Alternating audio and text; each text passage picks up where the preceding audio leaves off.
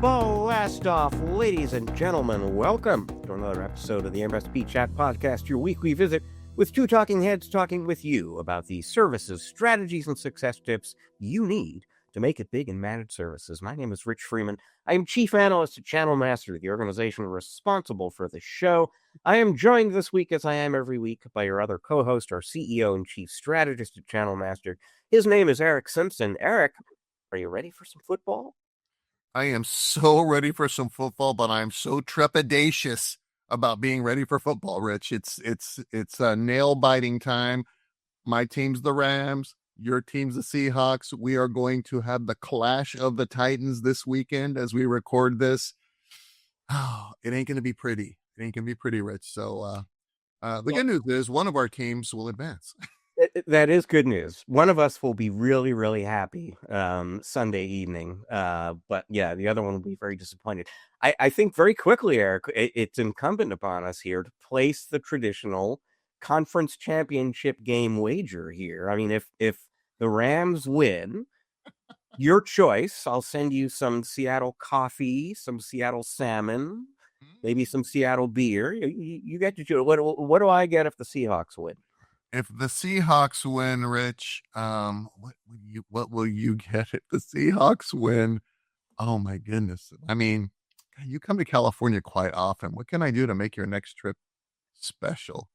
Well, gosh, let's do this, Rich. Next time the Seahawks play the Rams like they did earlier this year, you've got a seat next to mine at SoFi Stadium. How about that? That is a great deal. That is a great deal. Okay, all the more reason to root for my my hometown Seattle Seahawks.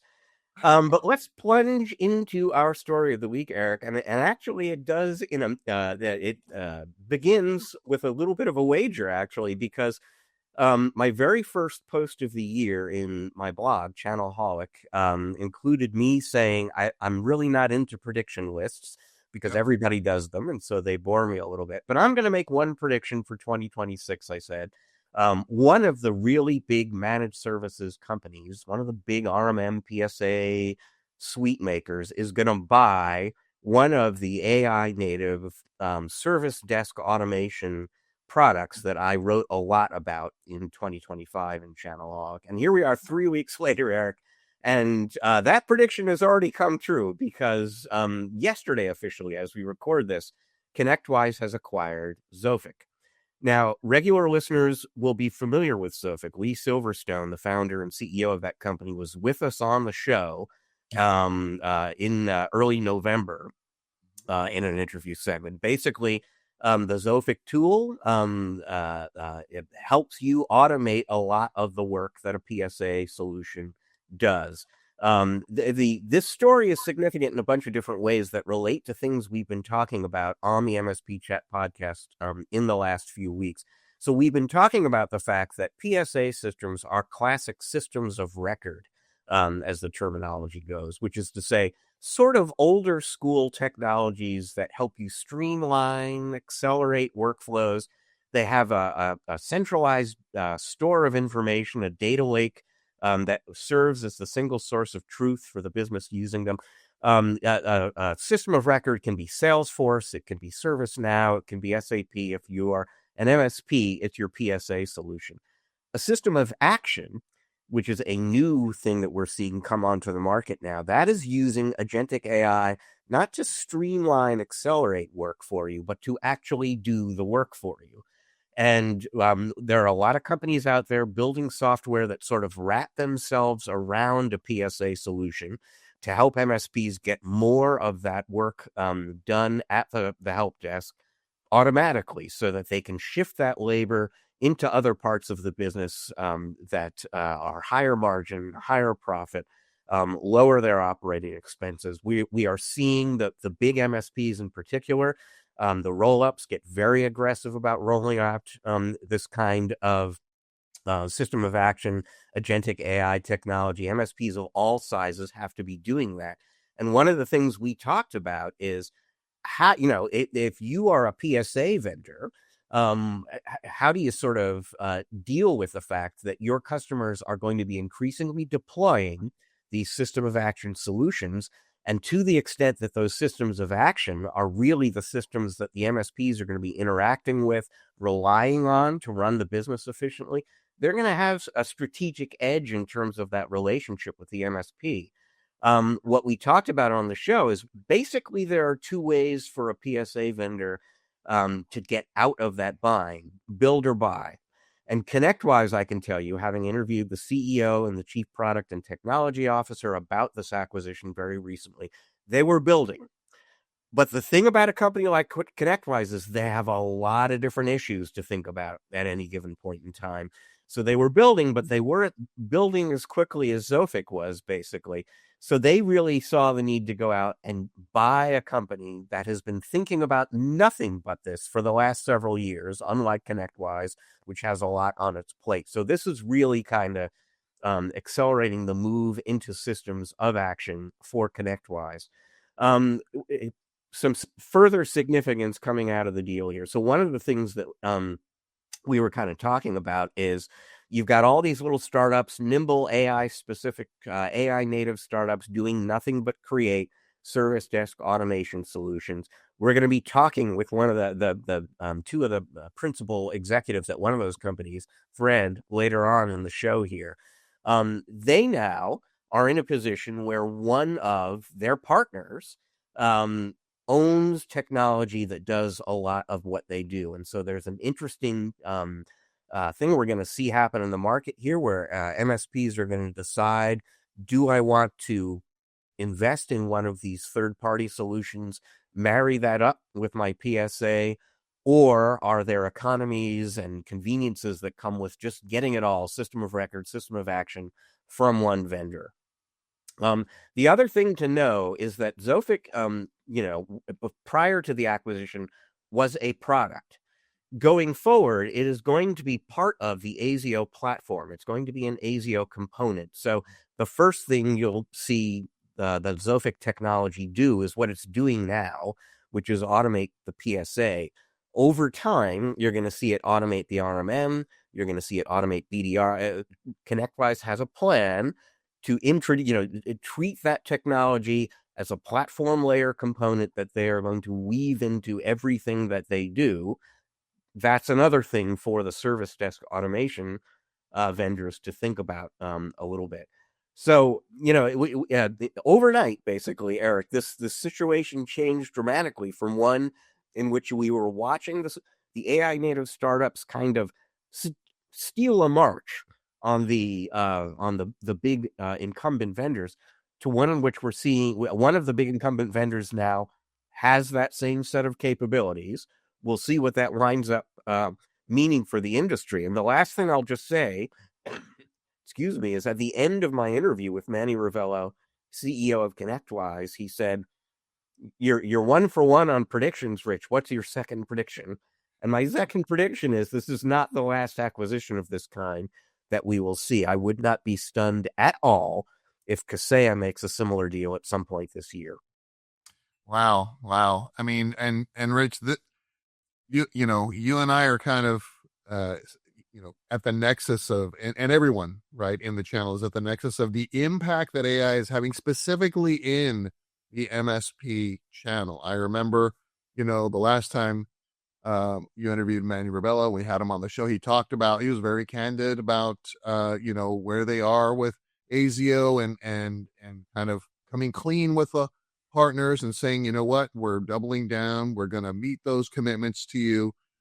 This seemed like it was just, the timing was just right for these two organizations to find each other when they both had a need. Of course, zofiQ has a need to, expand its capabilities and reach more partners. And ConnectWise has a need to, address the issues that Manny was very, blunt about in ASIO. And it's one of those Reese's moments, right? Whoops, you got your chocolate in my peanut butter. You got your peanut butter in my chocolate. That's better together, kind of a thing. So, good predicting, Rich. Yeah, and I think you're right. I think this is not the last time we'll see this news, and we've got here in January of 2026, we've got a long rest of the year for more of this kind of activity, and dare I say, more entrance into the market, more evolution with AI. And I think about this, system of record, system of action kind of relationship that we've been talking about very recently together. And to me, tell me how, from a layman's perspective, right? Tell me what you think about this analogy. It's kind of like, well, we went from chatbots to agents, right? As individuals, as human beings. Now we're seeing the the agentic agent becoming the platform now. So it's almost like it's evolved into a whole platform instead of an agent or a bunch of agents that we orchestrate. Now it is a full blown platform. And there has to be a system of record for the system of action to be effective. It doesn't create or store or collate. It has to have data to do what it needs to do. So there's that chocolate and peanut butter analogy coming back in my brain now. What are your thoughts? Thought one, you're making me hungry. Thought two, I'm going to put a slightly different spin on what you said. I don't know that AI is the platform. Venture capital firms always ask themselves when they're evaluating a investment prospect, am I investing in a platform, product, or feature? Right. Right. Mm-hmm. And I think what we're seeing now is this kind of agentic AI capability is becoming a feature. The platform is still ASIO, Right. right? ASIO now has this Howard. AI feature built into it. This is something, by the way, for the AI native startups to think about as well, is because they're now starting to look less even like products, let alone platforms, and more like a feature. And all the other ConnectWise competitors are going to need to incorporate a feature like that into their platform to keep pace. Yes, I think you're right. To me, and so I'll add a little nuance then. So zofiQ was a platform, right? Now it has evolved into a feature within another platform. What do you think about that? Is that closer, or give me a little room there? I don't know that it was a platform. I don't know. We could, Okay. but it was Okay. certainly a product. Okay, it was a product. All right. Well, we can argue this, for the rest of 2026 because we're not going to stop talking about, systems of record, systems of action, these acquisitions, these integrations, and the value that they bring to the channel, both from the vendor side and the partner side. We are going to suspend our conversation on that topic just a little bit as we get into your tip of the week, Eric, because the service desk, operational efficiency, very important to the bottom line, but sales is still critical to the top line. And that gets us to your tip of the week. Absolutely, Rich. And, my tip of the week this week is all about how great MSPs are, Rich, at making certain that, their technical team is up to snuff. We invest in training, we invest in tools, we send our teams to uh, live workshops, get certifications. We subscribe to all kinds of training platforms, certification platforms. We want to make sure that we are skilling up our technical team because in some cases, Rich, um, it benefits the MSP through their vendor relationships to attain some of these certifications. They enjoy more benefits. They enjoy, greater discount levels or commissions and rebates and MDF and all kinds of things when the vendors feel like the MSP's technical team is really doubling down and investing time, energy, and effort in getting trained. And MSPs are even happy to pay for that because they know that, this is a value that they bring to their end clients. So they're really, really good at focusing on making sure the technical team gets training, maybe additional training, maybe refresher training and things like that. But guess what, Rich? Not so much from the sales team side of the house, in my humble experience. MSPs don't really know sales. I mean, I'm not saying everybody, right? I'm saying the majority of MSPs and are technically led organizations. The The leadership, the folks that build these organizations, skew higher percentage wise to technically, um, you know, folks with technical backgrounds, then some with sales backgrounds, then some with kind of operational and business backgrounds, and kind of maybe in that order. Maybe I'll swap the last two, in some cases. So the tip of the week is, hey, we've got to invest in our sales team. We can't continue to have experiences that sounds like, hey, we hired a salesperson, we let them write their own comp plan, and there's really no quotas, and we hope that they, generate more revenue for us. That's not fair to the sales professional. It's not fair to the organization and its stakeholders. We need to take the same view in every business unit in our organization, but most specifically in sales, which is kind of the lifeblood of the organization. You've got to, sell in order to onboard clients and deliver billable services. So 3 tips on how to look at this in a more direct manner. Number 1, just institutionalize that thought process across the organization, is that we have top-notch engineering team, we have a top-notch sales team. When I'm working with MSPs, Rich, I use the phrase, hey, we are a sales organization focused on delivering managed services, sales-led organization. We got to think about that. So make sales training mandatory. When you're hiring a sales professional for the first time, get some outside help. Don't roll the dice. There are folks, like me and others in the industry that are really, really good at helping construct, recruitment posts and construct comp plans with gates and quotas, and making sure. Here's one of the other things that I tend to find, Rich, is, some of these MSP owners, because they're not as experienced in this, and letting the sales professional write their own comp plans, sometimes they're overpaying from GP. We're building comp plans based on top line revenue, when in fact, after the service is delivered, we're eroding our margin, and sometimes upside down, because of how the comp plan is constructed for the sales profession. Sales comp plans, when constructed properly, Rich, incentivize performance and reward success. It's not backwards. It's not a giant base, and then you get extra commission, in case you sell something, right? We drive performance and behavior based around how the sales plan is built. Get some help in designing that. Put that sales professional through some training, coaching. Make sure that you have some requirements. What training and coaching, what sales methodology do they subscribe to? Any sales professional that's worth their salt will name off 2 or 3 or maybe more sales methodologies that they've gone through, have been involved with, or familiar with. I've been involved with probably 6 different ones. Big secret here, Rich, at the end of the day, they're all kind of the same thing, right? Whether you call it a 7-step sales process or a 5-step sales process, there are very specific steps that have to occur in order to gain acceptance and sell services to these folks. Tip number 2, so that was a long one.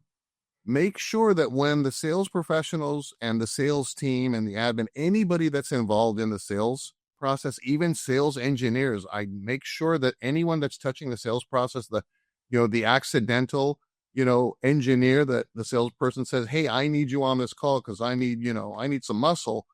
They need to be trained on how to participate in that sales conversation. It's being led by the sales professional. The engineer has to know what to say, what not to say, and how not to say it. Answer questions very directly, as if they're a witness in a jury trial. Just enough information, not too much information. This is the sales professional's deal to win or lose, and you don't want to be the reason why the deal goes sideways. So make sure that you're training these folks not on speeds and feeds and features and products, kind of like we were just talking about, Rich, but on value and business outcomes. What does life look like on the other side of the fence, and the bright sunshine and the flowers and the birds singing when you engage with us? We want to sell business outcomes. We want to position our services as ways to deliver business growth outcomes to those clients. That's why, cybersecurity and AI are easier to sell together than independently. You can pull through cybersecurity services and managed services if you're talking about delivering business outcomes from a client's data who is interested in leveraging AI. Third one, align your sales training to the KPIs and metrics you want that sales professional or your sales team to achieve. So I'm going to give you a real life scenario, Rich. We bonus and incentivize our technical team to complete and accomplish technical training and get certifications. Same with the sales team. I'm going to put you through this sales training. You're going to, get through it, and you're going to, get a, you know, they're not going to certify you, but maybe there are some sales training methodologies that will certify your sales professionals in that way. So figure out a way to incentivize the sales professional through that process as well. And then don't think it's a one and done thing, Rich. I've worked with a lot of MSPs in my experience where, yeah, they put their sales team through sales training 4 years ago. Oh, yeah, we put them through sales training. And you know what? It's a continual process. They have to be refreshed because, like anybody, Rich, we're human beings, right? We'll take shortcuts after a while. And if our comp plan changes and it's not built to skew toward exactly what we need to sell and how much of it we need to sell, sales professionals tend to lean on the things that are easiest for them to sell for the highest commission. And sometimes that is not what leadership wants to be sold. So a lot of different levers here. Think about it, get thoughtful about it. Start thinking about treating your sales professional, your sales team as another lever in your organization that needs to be measured. It needs to be managed, right? That's the other piece. You've got to have sales meetings. You've got to go through pipeline. You've got to call BS when you see BS in the pipeline and ask tough questions. And if you're not comfortable doing that, get some help from the outside. Or maybe when you've got one or two salespeople, maybe your next hire shouldn't be to promote someone from internally to manage those sales folks that doesn't have that experience. Salespeople are like technicians, Rich. If they don't think they can learn something from you or can respect the accomplishments that you've made, yeah, they tend to, listen through one ear and it goes out the other. So just a lot to think about here, but it's 2026. It's time to get busy. It's time to grow revenue, profitable revenue, to increase company equity value, or when it's time to exit. Yeah, I mean, obviously a lot to chew on there. I would say, first of all, it is a great and important observation that as an MSP, you are running a sales-led organization, and I suspect most of the MSPs in our audience don't think of themselves that way, and because they don't, and because sales is not terra firma for them, and the technical side of what they do is, this is part of why there is less of an emphasis on sales training, sales discipline, sales rigor, a culture of sales. So if people take nothing else away from this, just sort of reorienting your mindset a little bit around what it is that enables you to operate and grow as a business. It is generating revenue. That is sales. You are a sales-led organization, and then let the consequences of that observation follow in terms of the time and effort and the forms of time and effort that you invest in sales. I think that's super important. The other thing I'll underscore, because it's something that's come up in conversations with MSPs before, is that your technicians are an extended part of the sales force. I like the idea of training the techs a little bit in sales, because even if they're not sort of sitting in on a sales call with a sales professional, every interaction with a customer is to some extent a sales opportunity. You need to be listening for things. You need to be offering things, and that takes a certain amount of training. And just building awareness in the technician that you are part of that sales motion that we have at this company, and that requires training. Absolutely. Two quick tag ins on that. Number one, there should be a ticket type in your PSA for sales opportunity because, you know, as you said, once the client is onboarded, they're going to speak much more often with the technical team than they do with the salesperson. And if you've only got a sales hunter or you've got somebody doing hunting and farming, like there's not a lot of time for them to stay ahead of things. So teaching these technicians about sales and about not being as honest, or let's say managing the impulse to be a technician and give the client the technical answer that prevents them from moving forward with a buying decision works against us. So when we can train the technicians on what to listen for and say, hey, you know what? I'm going to have Eric reach out to you. I'm just going to note this so it ends up, on his board, and look out for a call with him. And the second thing was, when I'm doing live training and speaking at events like you and I do a lot, Rich, together, if I ask the room, raise your hand if you are in sales, and, a small percentage of hands go up, everyone's hand should be raised. That's what we want people to understand, is that we are all part of the sales motion. What I do every day can help accelerate a sales conversation, or you know, because of the great customer service that I'm delivering, or my responsiveness, even from an administrative perspective, I'm building trust and confidence in our clients that allows us to sell them more services and grow client lifetime value together. Everybody should think it from that. Like you said, it's a sales culture, a sales led organization. And we need to impress that upon every member of our teams, especially when we're having, all hands meetings. I mean, the culture has to be one that, hey, and one important nuance, Rich, we're not selling things, even though the activity and the verb is we are selling things, right? We are helping clients make the right decisions to invest in the tools and technology and services that help power their organizations to deliver the business outcomes that they're seeking. Okay, I love it. Now, we suspended the conversation about systems of action and systems of record. Well, we are going to unsuspend it now, folks, because Eric and I are going to take a quick break. When we're joined on the other side, or when we come back on the other side, we will be joined by Mark Aliyev and Bobby Jacobs, excuse me, both of Thread, a service desk automation vendor. We're going to talk to them from the inside on what it is that systems like Thread do for MSPs. Quick note, we recorded this interview a few days ago.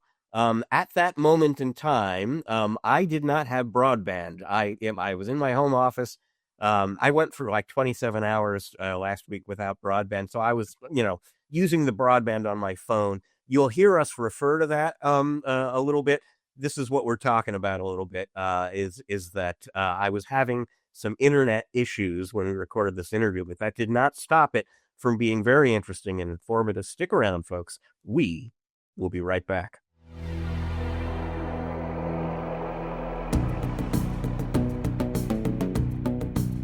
And welcome back to part 2 of this episode of the MSP Chat Podcast, our Spotlight interview segment. Folks who are regular members of our audience will recall that Eric and I spoke at some length in a recent episode about the concept of the system of action for MSPs and what that means in relation to systems of record.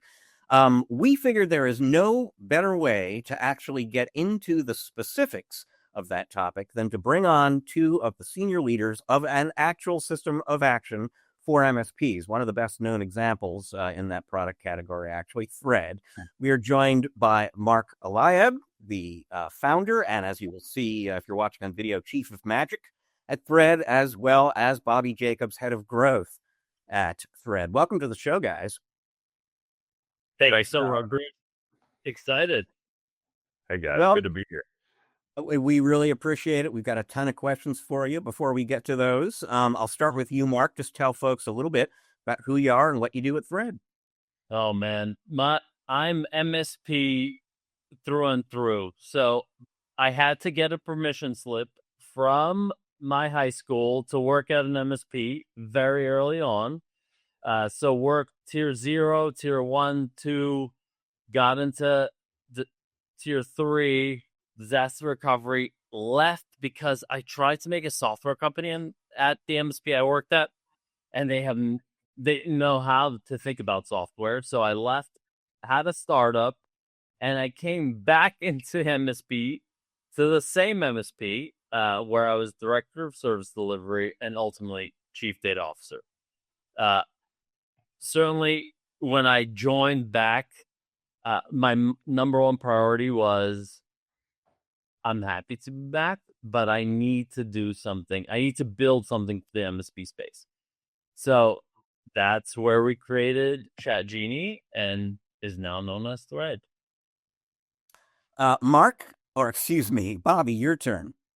Yeah. Hey, I'm the head of growth of Threads. So that means sales. Really means that we spend a lot of time helping MSPs think about how to implement AI into their service desk, what the future looks like, where you can get started to get value now versus how you're gonna run an MSP that is AI first and AI centric. So get to talk to a ton of MSPs on a regular basis. Our team at Thread on the sales side is about 20 people or so now.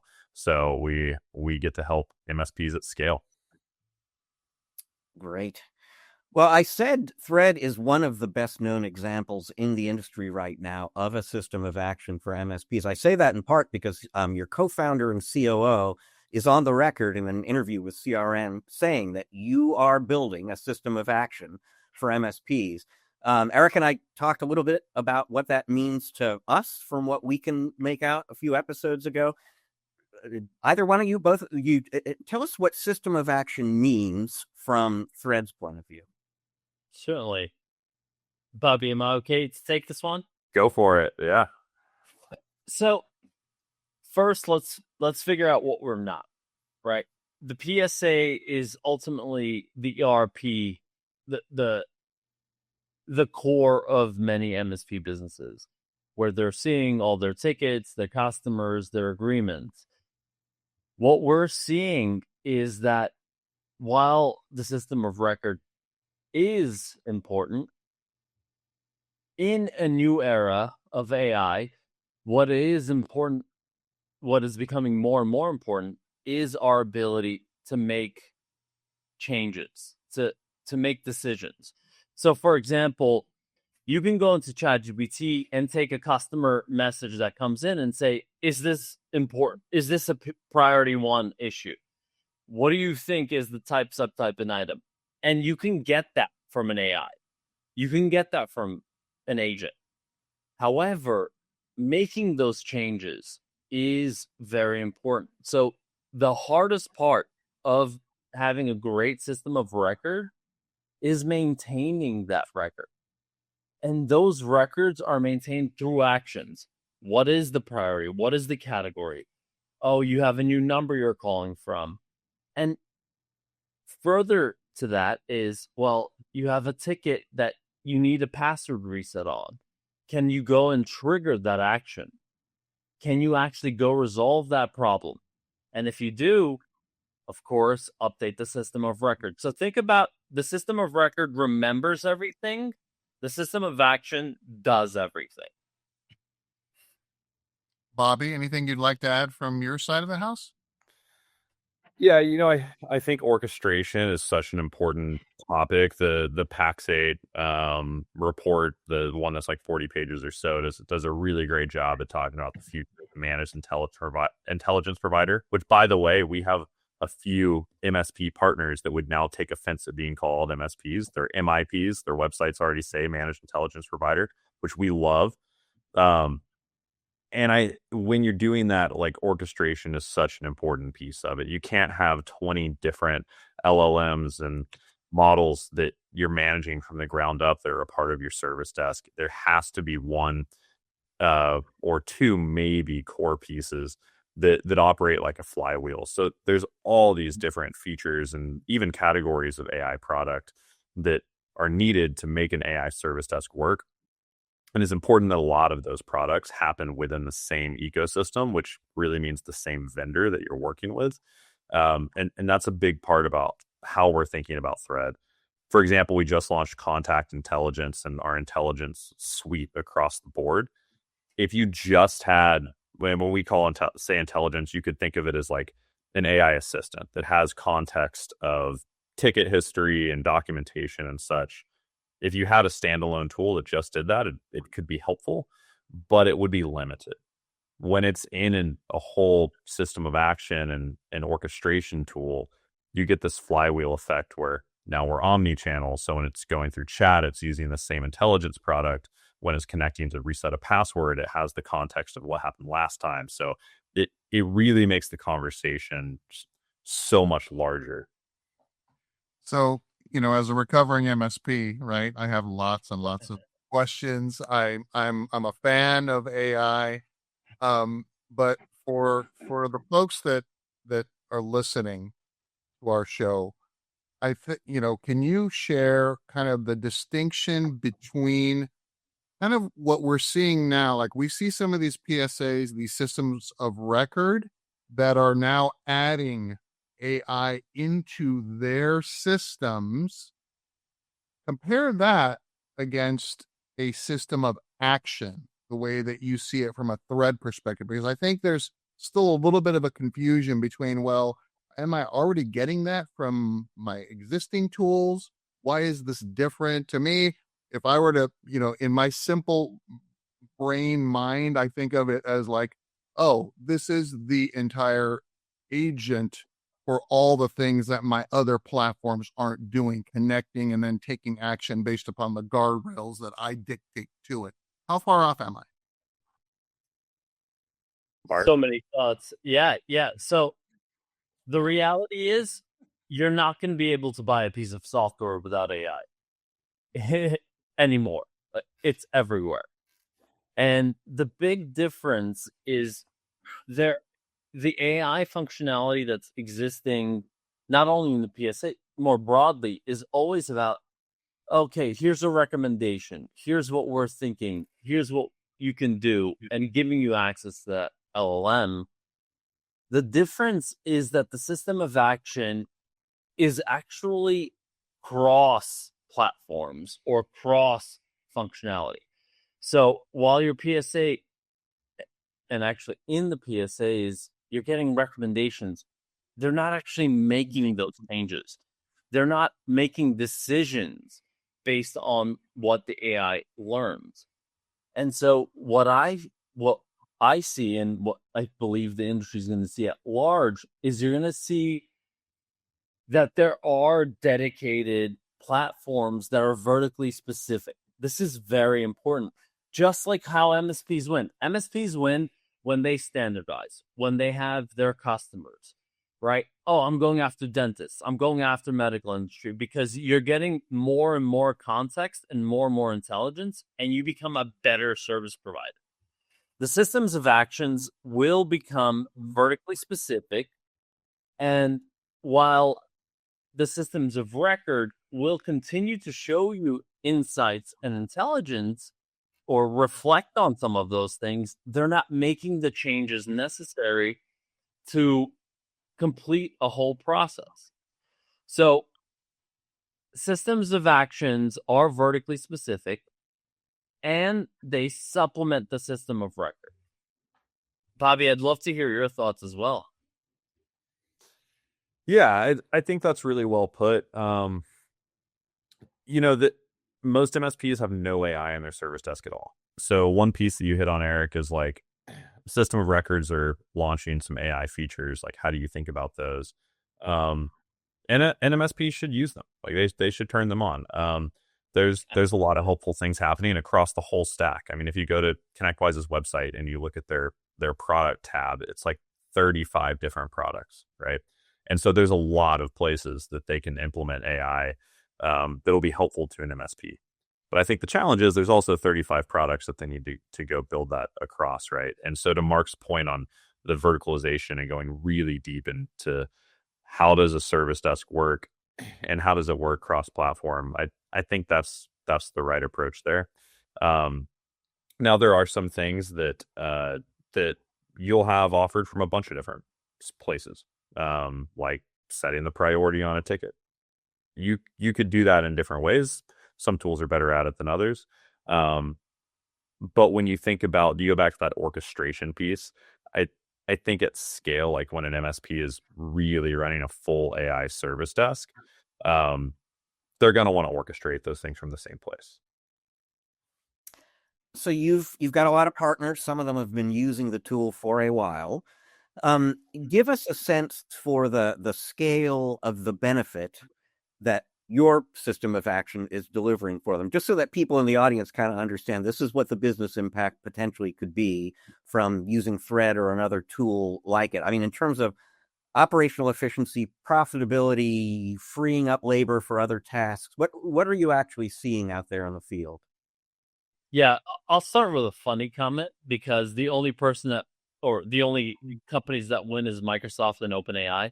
Scale is growing intensively. So we've processed 16 billion tokens in December alone. However, and that's what Microsoft is really happy about, our Azure bill. What that translates into, we've saved over 30,000 hours for our MSPs using the AI platform and the system of action platform, in that these, whether you have centralized dispatchers or the technicians are decentralized and they have to put in that information, you're seeing a massive gain of time saved.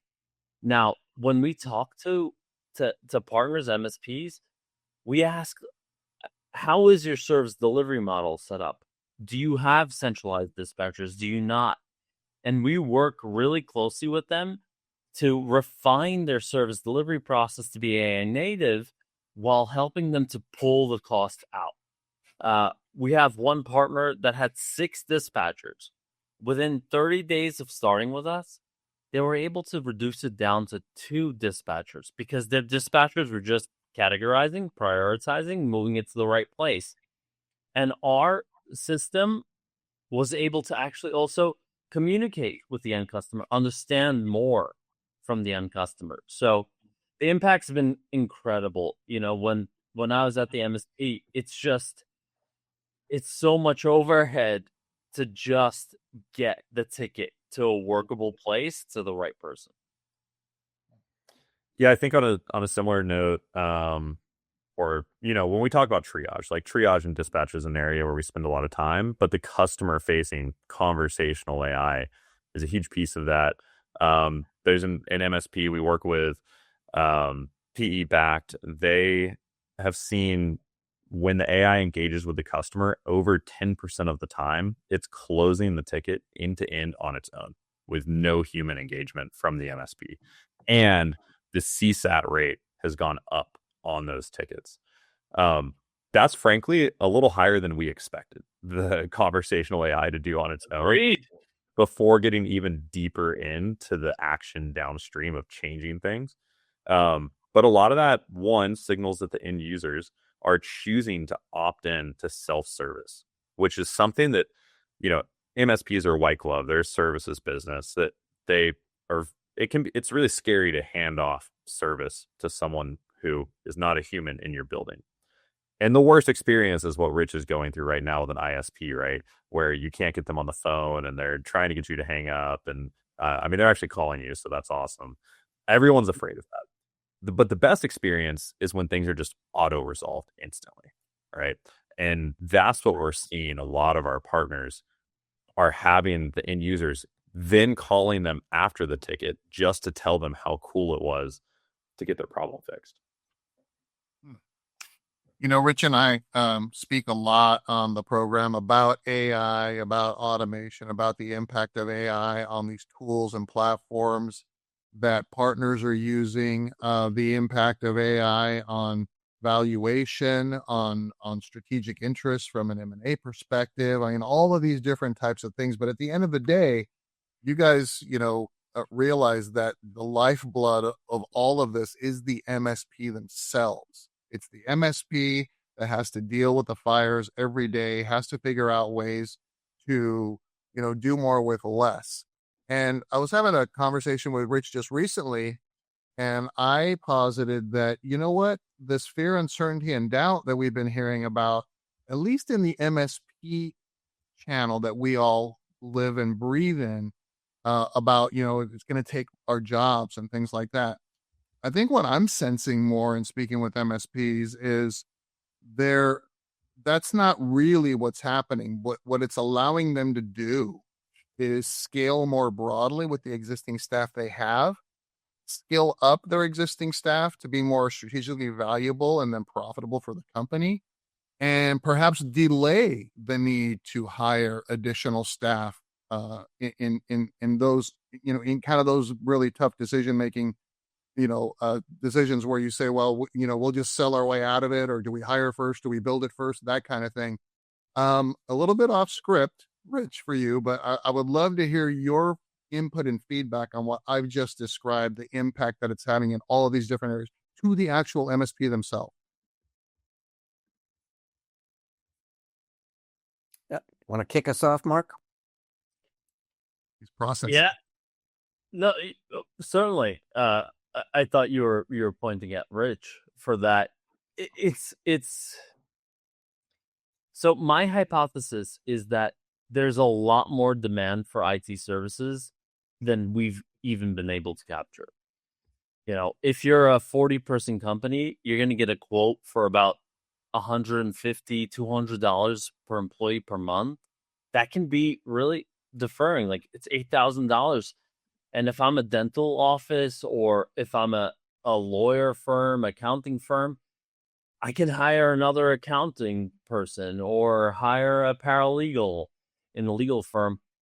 So there's massive, massive demand pent up for IT services. So my hypothesis is that as we're able to drive that lower, we're going to be able to capture more of that demand overall. Now, in terms of, is AI going to replace us? Because there's so much demand, that's why I started on the demand side. We can't find the talent to service all of those customers. We are struggling to do so. And so the hypothesis and what we're seeing in the market is actually people are, once AI comes in, you're getting one or two people that are becoming supervisors of AI. The other folks are actually up-leveling to become tier 1, tier 2, so that they can help service those customers. So yes, you can handle more customers. That's the big thing. You can handle more customers, more end users with the same amount of people. You're not firing people. We don't have enough people. We need more people. And so it's just an incredible opportunity to say, stop prioritizing, stop categorizing, start fixing. And it makes the work so much cooler too. I mean, you guys have probably seen, we say death to the ticket, got a death to the ticket flag on the wall next to me here. Like, we love to say that tickets are a terrible way to treat people, end users and technicians. But the technicians, like, they have to do statuses and priorities and categories and boards and titles and time entries. Like, so much of a technician's day just sucks. And then their service desk manager's mad at them because they didn't do all of that, and they think they're not a good employee, when really the tech was just trying to be an IT superhero. I think we can all relate to that. When we talk about automating this and having less people who can do more work, we're automating the work that sucks. We're not automating painting and playing with your dog and cooking food and all the things that people love doing, right? Which people joke about, like, why is AI making music and doing art? That's not what Thread is doing. We're automating the death to the ticket so people can go be IT superheroes. And their day-to-day is so much better. I love that, Bobby, that our flag means death to the ticket, if you're familiar with that series on streaming. But our flag means death is incredible. It's I draw a lot of inspiration from that. Yeah, to the ticket. Rich? So, you guys are actually one of the more established, mature examples of a field that's just, even within the last 12 months, started to get relatively crowded. There are a number of startups out there, system of action startups specifically for MSPs, courting MSPs out there right now. what kind of advice do you have for the folks in the audience here in terms of what questions to ask, what issues to consider when you're evaluating these companies and their products, and to what degree, sort of a related second question, they should be worried about the fact that these, in some cases, are very young startups. Are they going to be around 2 years from now? Are they going to be acquired 2 years from now? So what kinds of functionality criteria should people be considering, and what kind of questions should they be asking about all these companies coming at them with somewhat similar solutions? We are very competitor friendly. The new vendors that are coming up, they're great. They're putting a lot of their time, a lot of their focus onto the industry. For us, we want MSPs to win as an industry, whether that's through us or without us. Now, what I think is really important is there's some basics you need to get involved in immediately. You need to start cleaning up your data sets. You need to start using AI to categorize, to prioritize. Because if you're not categorizing, by the way, the number one category is must change. It's ridiculous. Because if you're not, you can't figure out, okay, well, this is the issue that's happening most often. How do we automate that? So it's really important that you do work with these vendors, whether it's us or otherwise, to start using AI. Now, the questions I would ask for these vendors is, how much are you training the models? What are you doing with my data? I think this is a really important aspect. So, for example, we just launched Voice AI. And what happens if the user says, oh, I'm Elon Musk from Tesla, and Tesla happens to be your customer? Well, are you going to expose all the data because someone just said they are? So I think use the vendors, understand their data policy and their AI policy. Like, what are they doing with your data? And then finally ask them, where are we building intellectual property? Like, we may have custom prioritization rules, or we may have custom intents and custom rules. Where do we build our intellectual property, and how do we carry that on? I would say those are the two biggest things that I'm hearing: security and intellectual property. Yeah, I think time to value too. A lot of times, like, a CEO is really excited about the AI, but the team is a little more skeptical, or vice versa. But we find the first one more common. It's important that your team gets quick wins when they're implementing AI. And category and priority are great, easy ones. We talk about those a lot because at Thread, we have just nailed those. It's so easy. One onboarding call, we literally will refund you all your money if it doesn't go well for you, because we just want MSPs to do it, get the team excited, and quick wins. I think working with an early stage software company can look like, hey, I got on a call and I told them everything I wanted, and they're going to build it all for me, and it's perfect. Like, I'm so excited for them to build everything I want, and like, that is tough, right? If you are crazy technical and you actually just want a dev shop to partner with, great, more power to you. But most of the time, a services business really just wants outcomes that they can get to quickly. And so I think asking, like, how quickly are we going to get to it? If the answer is, we're going to train on your data for 30 days or 60 days, and then we're going to have an outcome, like, that's not necessary. You don't need to do that to get an outcome with AI. It's also probably a lot riskier from a security perspective if someone's training on your data first. Again, it doesn't need to be trained on. And then how many other MSPs are getting value out of it? And that's challenging. Like, there's a lot of great new vendors out there, and it's always hard to get initial partners to value, but that's just something that you want to think about and make sure that it makes sense to spend your time there. You both have made some statements that kind of resonated with me, and then kind of I thought, I've heard something different. I think, Mark, from your perspective, a lot of the work that I do with MSPs, is helping them do kind of those blocking and tackling things that you talked about, is like categorize as like, issue type, subtype, item, and then your top 40 troubleshooting tips and all this other stuff, and trying to, normalize that within the PSA. I absolutely see the value in leveraging a platform like yours or some of these, AI enablement benefits for an MSP. Absolutely, Bobby. From your side, you talked about it.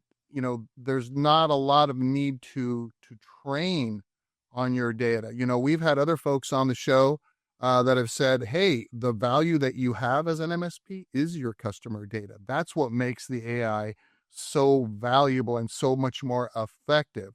So I think there's truth in both those statements. I'm not, I don't want to mischaracterize what you said, but my question is this: understanding that they're, just like onboarding is a project for a new client or customer for an MSP, onboarding is a project typically for an MSP to bring on a platform like yours.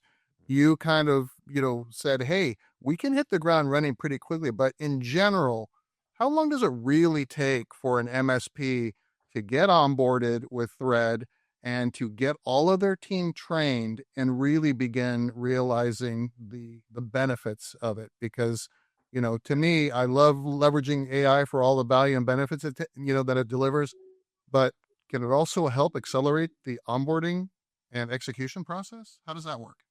Yeah, well, process change is the biggest thing here, and I don't want to portray that it's not. Like, we do tons of AI readiness assessments, and when we're out at peer groups, we're always talking about that kind of stuff, because you need to think about the implementation, and tickets are going to land in different places, and people are going to work them at different times. They're going to be touched and solved differently. Reports are going to be different. Like, the process change, it can be significant when you're implementing an AI service desk, soup to nuts. Again, I think it's really important to get quick wins. So we try to separate that out in the onboarding. Priority and category is pretty low process change. Hey, you used to set the priority on tickets. Now it's automatically set. And you can update that and you can change it. But when you think about, hey, we're implementing AI that's going to answer the phone and talk to my customers, and there's going to be tickets solved that no one touches, and then other tickets are fully triaged and 50% solved by the time the technician gets there. Well, there's a lot that needs to change along the way there. And so you can't just go to our website and buy our product. Like, we make you meet with our team because we want to talk through those things. We make you go through an onboarding process where it's 4 to 5 sessions with the consultants on our side. Again, you could set up our product probably in 3 to 4 hours. We encourage you not to do that. We encourage you to go through more training sessions and testing and implementing. So a great onboarding for us is 30 days. But that's typically 4 to 5 sessions with our team and then some homework from there. Yeah, I appreciate that. I have to opine. I'm like so passionate about what you said, because Matt, our COO, always says 2 things can be true. And to your point of like, should you train on data, but your data is your unique advantage. I just want to address that. When we first built auto prioritization, auto categorization, and we're so much further ahead now, we saw it was 30% accuracy, and it was killing us, because when we go through the AI answers, it makes sense. It's logical. The reasoning is logical. And so we started to meet with the service delivery folks and said, okay, and we were comparing the AI decision versus the technician, the human decision. And we were at 30%. And so we said, okay, service delivery managers, we're going to go through each one by one. And what we found was the technician was wrong repeatedly. And so that data is actually worse than you think. The prioritization, the categorization, because I know they don't remember. They're doing their best, right? You can't report on it if you don't have it properly categorized. And there's just like, how do you measure performance? How do you get everybody doing the same thing the same way to deliver the same delightful outcome for the end user, right? So exactly. Yeah. So we literally had a machine learning team, and there's no pattern. It doesn't make sense. So your operational data sets likely have a low accuracy within them. So that data set is what we're saying. Like, you don't need an AI to learn on bad data. You should start for first level principles. You're using iZight. Use ITIL. How do you think about that? And let the AI reason from first principles. Now, where learning does matter is memory. Hey, I just got a new MacBook Pro. I set it up with a dock. My dock is not working the way it should be. I'm using a 27-inch screen. Those things we lose as MSPs. We don't know that they're using a 27-inch screen with a dock. We're probably getting some of the information from the RMM. That's why two things can be true. You can learn about your customer. You can learn about your client through the conversations. But mining operational data sets, we have found, simply does not work. One last thing I want to touch on is something that you've repeatedly emphasized, Bobby, is we need quick wins. Change is hard. And the last thing that an MSP wants to think about is, man, how much time is this going to take? How much extra, food are you going to scrape on my plate before I, start losing some off the other side of it and things like that. So, I really appreciate that. In any kind of transformation, you've got to give the team quick wins so that they feel like, hey, they can, administer and orchestrate this change without it having, too bad of a negative impact on their day-to-day, and they see the improvement over time. So I really appreciate that insight. Love it. Yeah. So the flag on the wall says death to the ticket. We've been talking a lot about service desk automation in the context of systems of action, but there are plenty of other processes and workflows involved in running a managed services business that potentially could be accelerated, automated with the help of a system of action. In terms of thread, or just looking beyond thread across the industry, how much further beyond the help desk do you expect this whole system of action concept to go? Tremendously. I think it breaks down. If we look at this at an MSP, you have your service desk, you have your field services, you have your professional services, you have cyber services, and NOC as well. What we believe is that service desk is ripe for disruption. We believe that moving up from there, cybersecurity is starting to use more and more AI for intelligence. NOC is using more and more. Field services is more about dispatching. So I believe out of the 5 general categories they're selling, 4 of them are going to be heavily disrupted. And what I say on the big, beautiful blue websites that most MSPs have, and I love the blue color, that says your trusted technology partner, the part that's going to be least affected is likely professional services, where you're actually talking to your customer, the dental office that's ready to open up the 2nd, 3rd, 4th dental office, or the accounting firm that's finally ready to adopt AI because they're sick and tired of manually processing emails. So I believe that the 4 of the 5 are going to be heavily AI driven, and we're seeing a lot of great activity there, honestly, in those categories. But I think professional services is where we're going to make a lot of our money moving forward. Meaning, as an MSP, sorry, different hat. Yeah, I do that sometimes too. Oh, I'm no longer an MSP, but I always talk about we and us and all that, right? Because it's in our DNA, right? All right, team. Here's the $1 million question from me.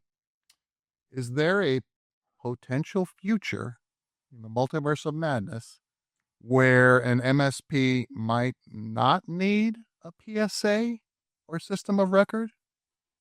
What's your predictions? Wow. Talk about radical.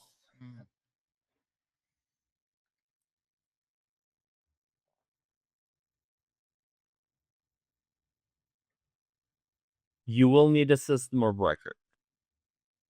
Does that have to be the PSA? Not necessarily. And it's ironic because when Arnie and David Bellini and Robin from Robin Robbins started, they taught people about the per user per month. And what really happened is that, by the way, I'm like a historian of the PSA. The PSA was stolen from the legal industry because they were doing a lot of time and material billing, and that's why the tech industry took it. But we've pivoted heavily away from time and material. As we move away from time and material, the reality is you need a system of record like a CRM or a dynamic, right? Like an ERP, a billing system. And because we've become more standardized, it's going to be very difficult to justify a PSA. Like, why not bill through a QuickBooks? Why not bill through a Xero? Why not bill through Stripe? Because we've already normalized a lot of the problem that the PSA was built for, which is the time and material. So, will you need a system of record? Yes. Is the PSA going to be the system of record? That's the question. I don't know. I think they're going to have a hard time justifying that. And it's difficult. It's difficult. It depends how they evolve. I don't believe so, because they're the ones that taught us to charge per user per month. Super interesting conversation, guys. And that's a super interesting note to kind of close things out on. So we thank you both very much for making some time and joining us on the show. For folks in the audience who would like to get in touch with either or both of you, learn more about Thread, where should they go? Yeah, if you want to know more about Thread, you can go to getthread.com, check stuff out. You can book a demo right there. You can find Mark and I on LinkedIn, Bobby Jacobs, Mark Alive. We've both got Thread shirts on in our pictures. So connect with us there. Awesome. And where can we get those cool flags? Those are OG flags, Bobby. Those are from like the first, when we unveiled Thread as the new company. Yeah, we used to use them for our parades at before we've been kindly asked not to do parades anymore at conferences. That's why we had them. They're vintage, Eric. Maybe to go. I'm always thinking marketing and top of funnel stuff. I mean, I think you guys have come up with a really, really cool incentive and just say, hey, for a limited time, get yourself an OG flag. Do these 3 things for us. I love it.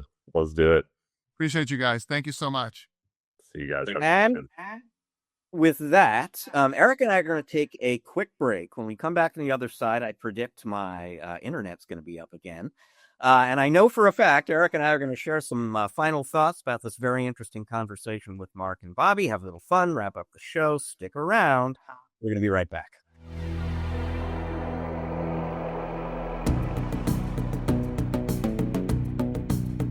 And welcome back to part 3 of this episode of the MSP Chat Podcast. One last thank you to Mark Alive and Bobby Jacobs with Thread for that very interesting and, as it turns out, very timely conversation. Sure enough, as I predicted, at the end of that interview, my internet is back. And so no more issues there. A few things, there are a lot of things we could talk about in that interview. One of the things that I really appreciated was when Bobby was kind of talking about the onboarding process. I'm not going to point fingers at any particular vendors, but you can imagine vendors in the business Thread is in kind of painting a picture where you just let the agents through the front door and magic happens immediately afterwards. And it is a process to get this system to where it needs to be to really deliver value for you. And in Thread's case, at least, I don't know that this is true universally among its competitors, but it sounds like it's a very hands-on kind of process where they are working with you to make sure that you're configuring the system, readying the system to do what you bought it to do for you. So that's something I appreciate hearing. It takes a little of that AI magic spin out of the conversation, kind of grounds it in reality a little bit. I thought that was um, uh, something that jumped out at me a little bit in that conversation. Yeah, and as you were expressing that thought, Rich, I just thought of the elves that come in at night and do all the cobbling for the cobbler, right? So it's like the AI agents, release them, let them go do their thing. That was also something that's very, what was very interesting to me, Rich, was this idea that, hey, we can onboard quickly because we're, you know, we have a set of best practices. We have uh, um, ways to identify, categorize tickets, and look at SLAs and do all that stuff. So for those folks that consult with MSPs like myself, that is part of what we do for these folks. We may be leveraging AI to help us do that a little bit more, Rich, or not be doing that part of it anymore, because the agents can gather that intelligence much faster than we can sit down and carve out time. Because this is always the challenge, is like when we say, okay, we're going to identify issue type, subtype, and type, and then we're going to categorize these tickets, and we're going to understand what tickets should always go to a level 1 technician, what tickets should never go to them and go to level 10. All of that work, that takes somebody on the MSP side, Rich, hours and hours to actually do that stuff, do the work. We can give them guidance and we can say, hey, here's how it should look, but you guys have to go do that. With a solution like this, that stuff can be done much quicker because of the data analysis that the AI solution can deliver. So lots more, like you said, we can unpack all kinds of things out of that very interesting conversation. And we have the team sit there and think and mull over some of the questions that we were posing, which means they're really being thoughtful about how they think about these things and how they're delivering these services and onboarding their partners. Go ahead, Rich. You had a thought. Well, and you just led me right into it. I want to quickly call out before we move on. I mean, Mark was particularly thoughtful about the last question, the question you asked about the future of PSA solutions Yep. in relation to solutions like Thread. Yeah. So I should point out quickly, when we recorded that interview, to the best of my knowledge, neither of the two guys we just spoke with knew that ConnectWise had acquired zofiQ. It was not public information then. They may have somehow sniffed it out, but I don't think that was on their mind.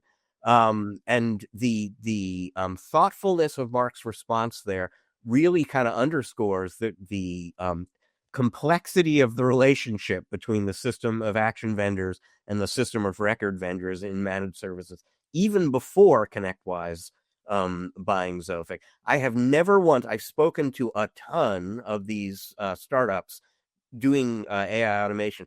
None of them has ever told me our ultimate goal is to put the PSA vendors out of business.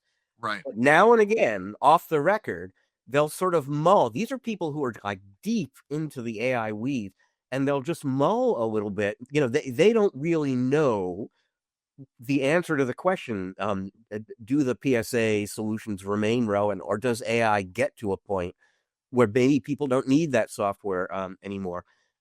So all of that was very much, and obviously if you're Thread and you partner with all of these PSA companies, you don't want to go there, essentially. So all of that kind of factors into an answer like the one that we got from Mark. And now it's an even more complicated landscape for Thread and companies like it.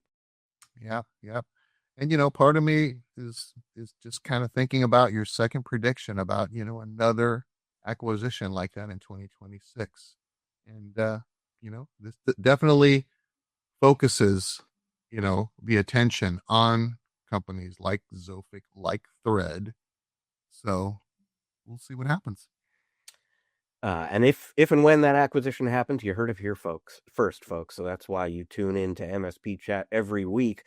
And that leaves us with time for just one last thing. And once upon a time on this show, Eric, you and I were talking about how neither one of us had actually been in a self-driving car. And the next time that we go to San Francisco or one of these cities where those are out there, we've got to make a point of ordering up one of those and experiencing that. And I have been very excited to do that. I am rethinking it just a little bit, following this story, which comes to us from Phoenix, where somebody, a pedestrian, caught a Waymo on camera with a passenger in the back seat driving down the light rail tracks. Apparently, the car got a little confused about what's road and what's light railway. And fortunately, it was not. It looks like they're in the video. It looks like there are two parallel rails. There was a train coming in the opposite direction, but on the other rail, and so there was no immediate danger of a front end collision.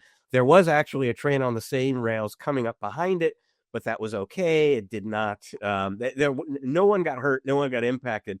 The car kind of froze at one point once it realized it didn't quite understand where it was, and there was something coming at it that looked like it might be a train. And then in the video, you see the back door open, and the passenger wisely jumps out of the car and moves away. So all's well that ends well, but these technologies, they're extremely powerful, sophisticated, capable, but they're not perfect, are they? Not ready for prime time in that instance. And Rich, remember, it was a month or a little bit more ago where it was in San Francisco, I believe, where the traffic lights just stopped working and all the Waymos just stopped where they were in traffic everywhere, creating an amazing headache for passengers and for, local, law enforcement and all that, trying to figure all this stuff out. I mean, this is stuff out of sci-fi movies, right? And the first one with the train reminds me of like a chase scene in a Mission Impossible movie. I mean, this is nuts. So yeah, I'm with you. I have yet to hire a Waymo, but they are now here in Southern California, I think, in some spots. But yeah, you don't want to end up on a railroad track ever. In a car, not in a train. Let's put it that way, right? Yeah. I think everyone can agree on at least that much. And with that, folks, we are out of time on this episode of the show. We thank you so much for joining us here. We're going to be back in a week with another episode for you. Until then, I will just remind you, this is both a video and an audio podcast, which means that if you are listening to us right now, but you'd like to check us out on video, go to YouTube. You'll find us there. If you're watching us on YouTube, but you're into audio podcasts, go to Spotify, Google, Apple, wherever it is you get your audio podcast. You're going to find us there too. Wherever it is you find us, please subscribe, rate, review. It's going to help other people find and enjoy the show too. This show is produced and edited by the great Riley Simpson, a part of the team with us here at Channel Mastered. And Channel Mastered, by the way, has a full suite of, if you want to understand better what we are up to, I encourage you to visit www.channelmastered.com to understand the full suite of services we offer vendors that have and wish to grow and optimize MSP channels. Channel Mastered has a sister organization called MSP Mastered. That's Eric working one-on-one with MSPs to help them grow and optimize their business.